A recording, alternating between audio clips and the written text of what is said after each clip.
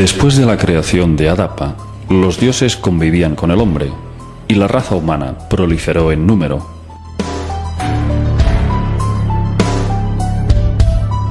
Los Anunnaki exigían más esclavos primitivos para sus tareas, pero poco a poco dejaron de utilizarlos como mineros y se fueron olvidando de las extracciones de oro para convertir al hombre en un sirviente para todo tipo de tareas. Los dioses les enseñaron a cultivar campos, a recitar poesías y a danzar y cantar para ellos, hasta que algunos hombres fueron ordenados sumos sacerdotes para que construyeran templos para venerarles.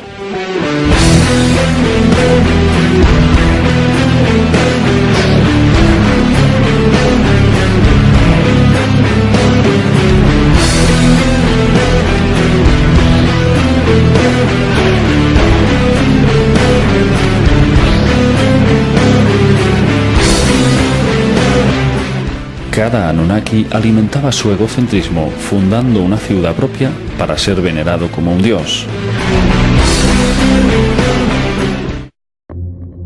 Todo lo que sabemos sobre los Anunnaki se lo debemos a un excepcional descubrimiento que tuvo lugar en un yacimiento de la bíblica ciudad de Nínive, la antigua capital asiria.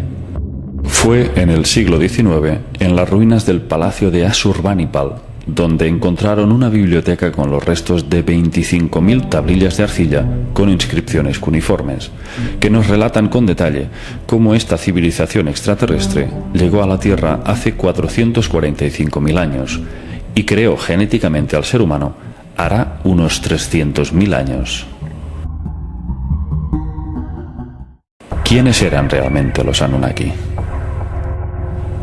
En el panteón sumerio figuran 23 dioses Anunnaki, pero sabemos que ni eran dioses, ni ángeles, ni demonios, sino criaturas con un desarrollo tecnológico y unos conocimientos sobre física avanzada, capaces probablemente de alterar el espacio y el tiempo, de atravesar dimensiones y mundos paralelos, y dotados de un potencial psíquico con el que podrían manipular las mentes de una raza inferior y convertirla en una especie esclava.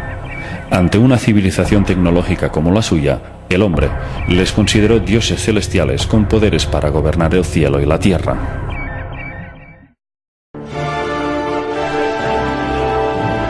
Las tablillas sumerias no hablan de criaturas etéricas, sino de seres biológicos, de carne y hueso. Los Anunnaki eran una raza guerrera, arrogante y con unos instintos de conquista y poder insaciables.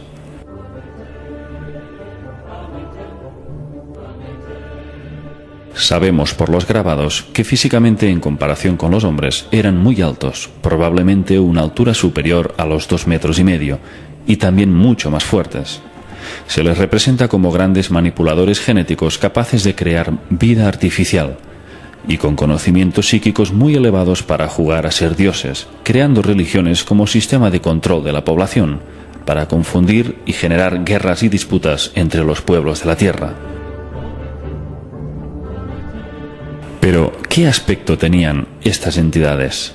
¿Eran tan humanos como nosotros? En los grabados sumerios, los Anunnaki eran representados en forma humanoide, y aunque sus rasgos faciales quedaban parcialmente ocultos, en parte debido a sus barbas de lápiz lazuli, parecían tener un rostro humano. Sin embargo, en relación a su aspecto real, hay algo que no encaja. Los Anunnaki les prohibieron a los sumerios que en sus grabados y estatuas los reflejaran en su aspecto real.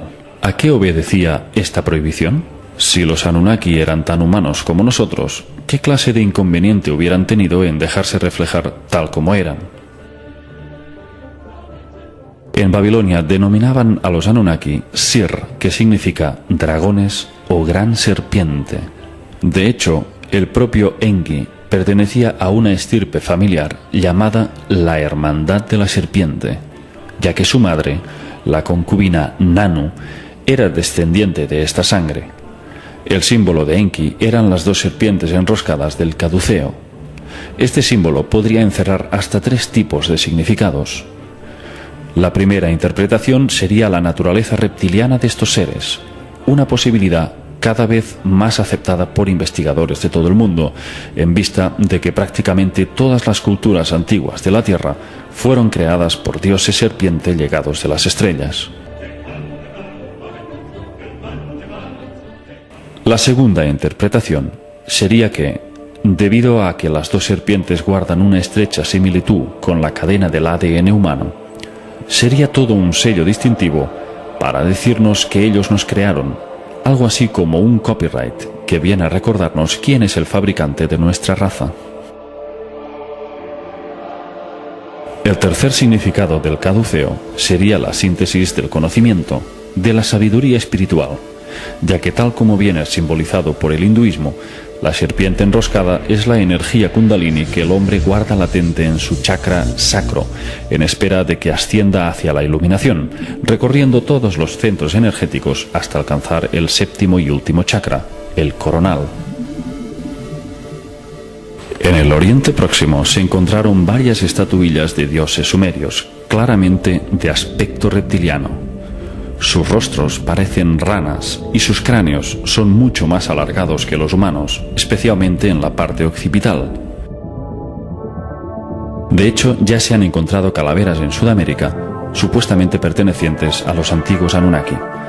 Concretamente en Perú, en el Museo Arqueológico de Lima y en el Museo de Ica, que muestran unas dimensiones craneales mucho mayores que las humanas, de tipo dolicéfalo, con unas cuencas oculares mucho más grandes e inusualmente redondas.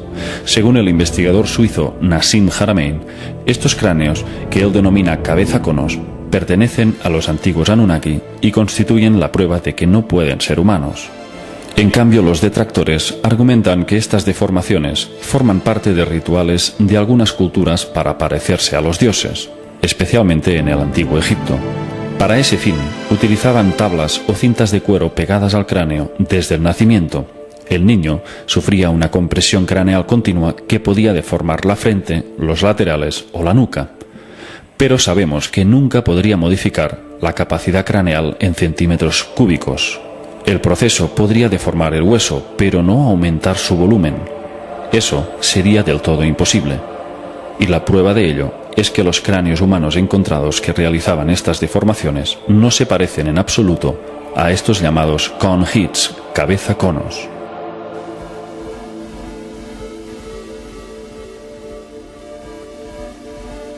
El mayor tamaño de cráneo humano que se tiene conocimiento alcanzaba unos 1980 centímetros cúbicos. Sin embargo, algunos de estos misteriosos cráneos alcanzaban un tamaño de unos 3.200 centímetros cúbicos, una diferencia importante.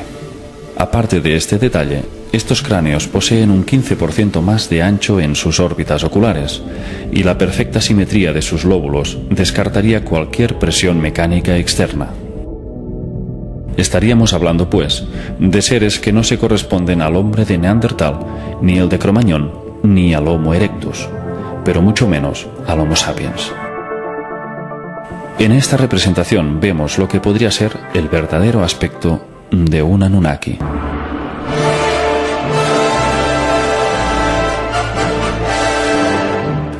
Según las tablillas, eran seres territoriales, belicistas y tremendamente ritualistas.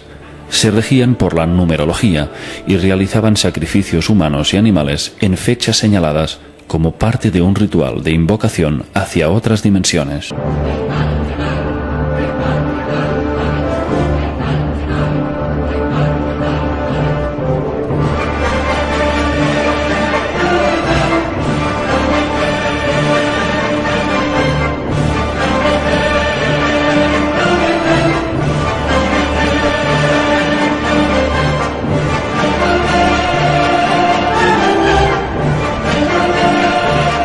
Durante sus ceremonias, sometían a los sacrificados a todo tipo de vejaciones, siguiendo un patrón parecido a los rituales adámicos.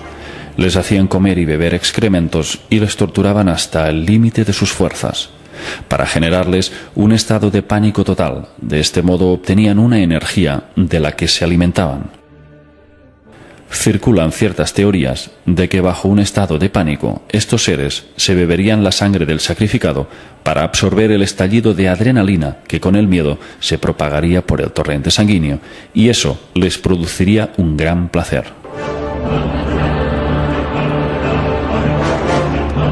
Enki, en cambio, era contrario a estas prácticas y luchaba para liberar al ser humano de su esclavitud, a través de la fundación de las llamadas antiguas escuelas de sabiduría, que tanto proliferaron en Egipto. Enki fue un benefactor para la humanidad y el responsable de que el hombre fuera el depositario del conocimiento espiritual.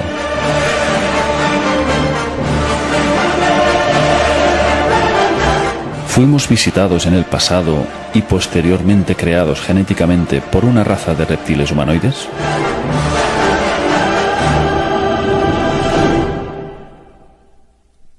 Aunque todas las evidencias apunten ineludiblemente hacia esa dirección, quien ostenta el poder mundial oculta esa realidad con el fin de que sigamos ignorantes sobre nuestros orígenes, pues este conocimiento podría tambalear las bases de todas las religiones del mundo y en gran medida causaría una revolución social sin precedentes que obligaría al sistema educativo a modificar todas las enseñanzas, y la ciencia actual tendría que admitir la invalidez de sus postulados.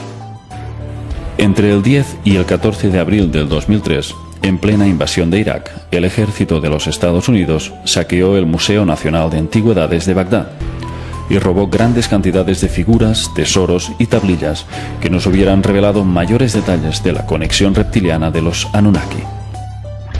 El 80% de los 170.000 objetos que albergaba el museo fueron robados y destruidos. Durante el saqueo, un incendio en la Biblioteca Nacional de Bagdad destruyó archivos de incalculable valor.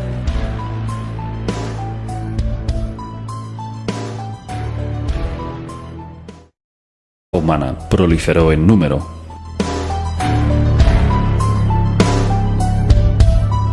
Los Anunnaki exigían más esclavos primitivos para sus tareas, pero poco a poco dejaron de utilizarlos como mineros y se fueron.